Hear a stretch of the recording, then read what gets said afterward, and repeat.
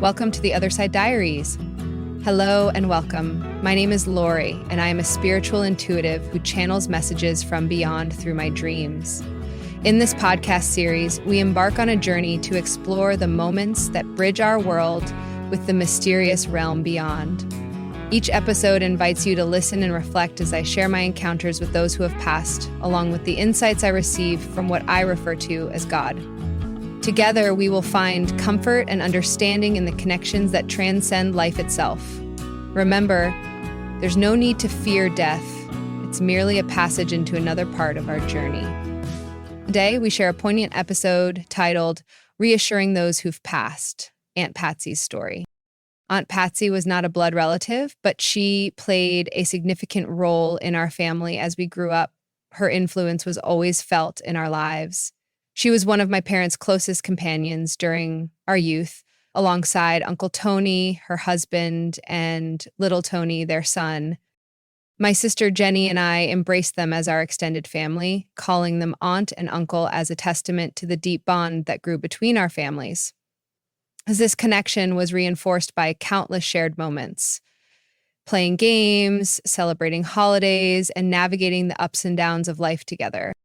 When our families gathered, we would throw caution to the wind, playing with little Tony as if we were the best of friends, creating joyful memories that still warm my heart.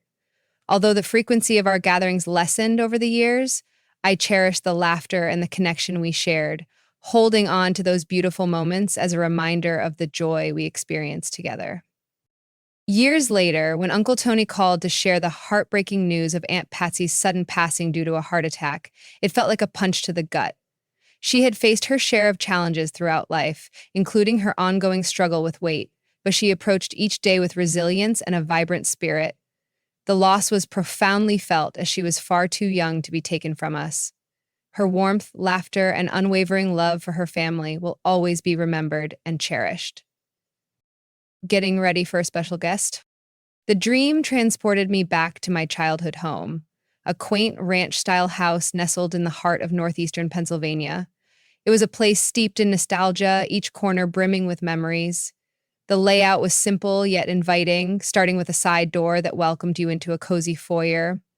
To one side, the laundry room held the scent of fresh linens, while the stairs to the basement beckoned with my sisters and my mischievous whispers of adventures past. As I wandered through the open-concept kitchen, it seamlessly flowed into the living room and dining area, where laughter and stories once mingled in the air. A central hallway branched off, leading to the bedrooms, each space telling tales of childhood dreams and late-night secrets with my sister. I was home, and it felt like a warm embrace, instantly familiar and endlessly enchanting. In the dream, I found myself in a whirlwind of excitement, dashing about to get ready for a very special guest whose identity remained a tantalizing secret. The air was thick with urgency as I instinctively felt the need to make everything absolutely perfect. I raced to drape the tables in crisp white linens, arranging vibrant flowers with precision, and ignited a symphony of flickering red, and it was very important that they be red votive candles that cast a warm, inviting glow. Every moment was a thrilling mix of anticipation and chaos as I grappled with the identity of the important and captivating person for whom I was preparing the house. Just as I was adding the final touches to my undertaking, Aunt Patsy appeared, suddenly walking down the hallway from the bedrooms, her footsteps soft and graceful as she came toward me. Our eyes met in a moment of mutual surprise, and we both hugged, greeting each other as old friends. "Oh, it's you," I exclaimed, and she responded similarly. Neither of us had expected to see the other in the meeting.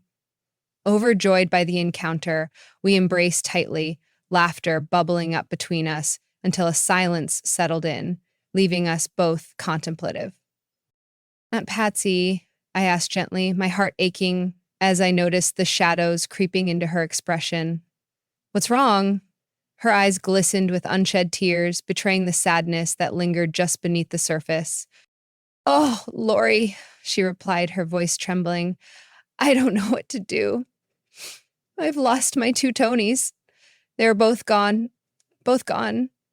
The weight of her words hung heavy in the air, and I could feel the depth of her grief enveloping us both.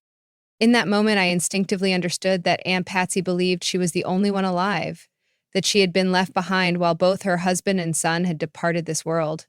Her gaze seemed to drift into the distance, haunted by the memory of their laughter, as if she still felt the warmth of their presence flickering just out of reach. Her heartache pulsed through the air of the dream. It was heavy and palpable, leaving me desperate to bridge the gap between her living reality and the haunting absence of those she loved. I leaned in with a warm smile on my face and spoke reassuringly. "Oh, no, Aunt Patsy. There's no need to worry. Uncle Tony and Little Tony are both doing wonderfully. I saw them recently and we had a nice chat. Little Tony isn't so little anymore. He's married now. Uncle Tony is also doing very well. Very well." I quickly informed her more about their lives. I could see the wave of relief wash over Aunt Patsy's face. "That makes me so happy. I'm glad they're okay because I am too. I need them to know that," she said. And just like that, the dream began to fade. I couldn't recall what happened next, but I felt a sense of time stretching between us. But there was still a lingering, unspoken connection binding our souls. This dream struck me like a lightning bolt. Why hadn't I asked her where such a sorrowful perspective came from? Where was she that she thought they were the ones to have left? I realized she had to be somewhere. Although perhaps grappling with grief, she hinted in her statement that they had left her. That tells me she is somewhere. She was just unable to recall the details. What was certain was that she was somewhere. I was sure of that as a fact. My dream illuminated something more, a spark of hope. Perhaps she was not truly alone. Perhaps she was immersed in a different realm or reality where love and connection continued to thrive beyond our understanding. Or maybe in her reality, she was more alive than what we know of life here. That thought lingered with me. I wish now I could have reassured her more, to remind her that love transcends all boundaries.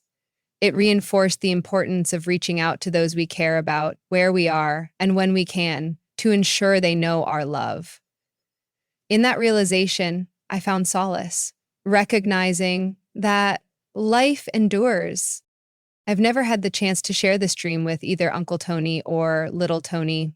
There's never been a moment to gently convey Aunt Patsy's message of love and reassurance, but if the opportunity arises, I will strive to let them know their wife and mother reached out, comforted now in her new reality, forever sends her love, and ask them if they know why Red was so very important.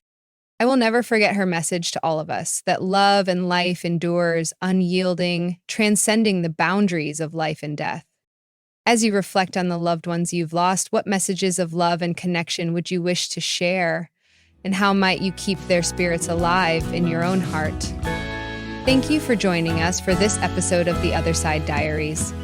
As we reflect on these profound connections that transcend life and death, remember that those we love are never truly gone. They continue to offer guidance and comfort in our darkest hours. If you enjoyed this story, please subscribe to our podcast and share it with others who may find solace in these tales from the other side. Until next time, hold your loved ones close and keep an open heart to the whispers of the universe, for they are the threads that weave us together in this grand tapestry of existence. Thank you for listening.